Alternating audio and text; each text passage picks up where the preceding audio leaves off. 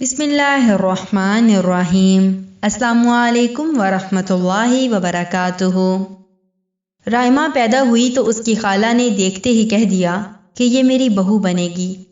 تھوڑی بڑی ہوئی تو انگوٹھی بھی خالہ نے پہنا دی اور عیدوں پر جوڑے بھی خالہ کے گھر سے آنے لگے۔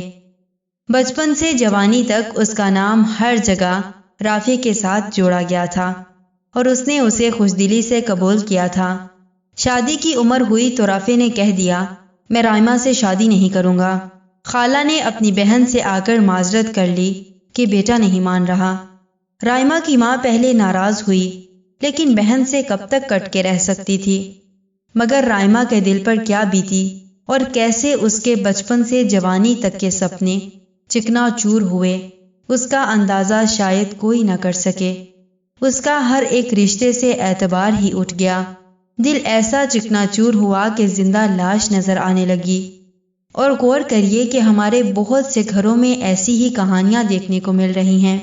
ایک چیز جو ہمارے معاشرے میں والدین اور بزرگوں کو سمجھ نہیں آ رہی وہ یہ ہے کہ نہ وہ اپنی زندگی جیتے ہیں نہ بچوں کو ان کی زندگی جینے دیتے ہیں۔ جو خود ان کے اپنے خواب ہوتے ہیں وہ خود پورے کرنے کی بجائے اپنے بچوں کے سر پر تھوپ دیتے ہیں۔ ان کا رشتہ ان کی پسند سے نہیں ہوا تو اب اپنے بچوں کا رشتہ بچوں کی مرضی کی بجائے اپنی مرضی سے طے کر دیتے ہیں، حالانکہ جس کا رشتہ ہونا ہے سب سے پہلے اور سب سے اہم اس کی رائے ہونی چاہیے۔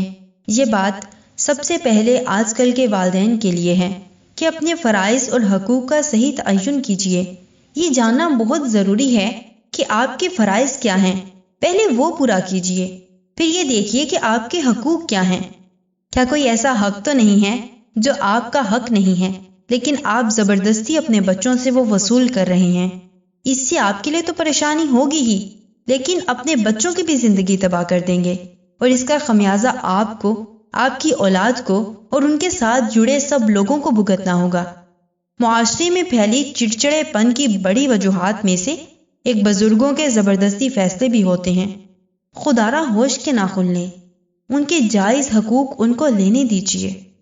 انہوں نے زندگی گزارنی ہے، ان کی رضامندی کو سامنے رکھیے اور پھر فیصلہ کیجیے۔ کوئی بات بری لگی ہو تو معذرت چاہتی ہوں۔ جزاکم اللہ خیر و احسن الجزا فی الدنیا والآخرہ۔ السلام علیکم ورحمۃ اللہ وبرکاتہ۔